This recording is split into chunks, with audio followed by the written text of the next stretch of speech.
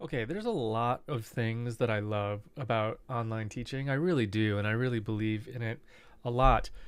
But not the least of which is that you can't smell the onions on my breath from these delicious tacos I just ate.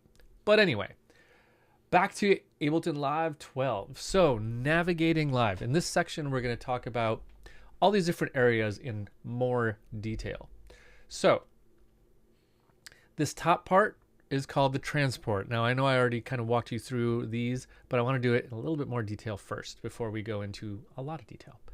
So the transport, this actually kind of comes from an old timey term, kind of, from when we had big tape machines to record on. And there might be over here like a big like reel-to-reel system, and then you might have a box about this big, and that had a big play, stop, record, forward, rewind button on it. And it was on a long cable, and you could kind of move it around the studio a little bit. And that was called the transport box.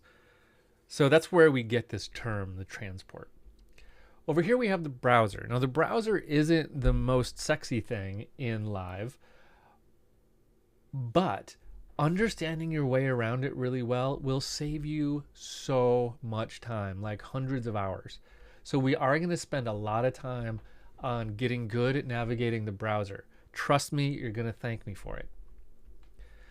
Then at the bottom, we have our device view and our clip view all in one. We can actually see both at once with these toggle buttons down here. So this is showing me my clip and this is showing me my device. So we can see both at once. But if we only have one open, they're going to flip between the last thing we clicked on.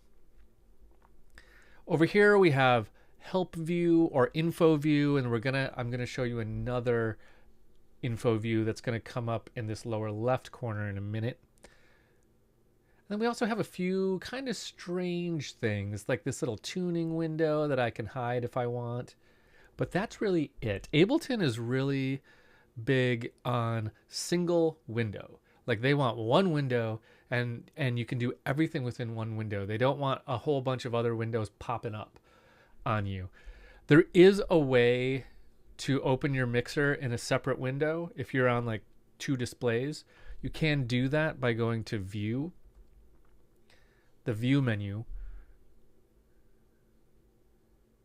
And then there are things like plugins that will pop up in a new window, but those are not Ableton things. Those are kind of things that run within Ableton and are separate. We'll talk about those later. For the most part, Ableton runs in one big window. Okay, so let's go into info view and help view in the next couple of videos because those are going to be super valuable to you right away as we start learning live.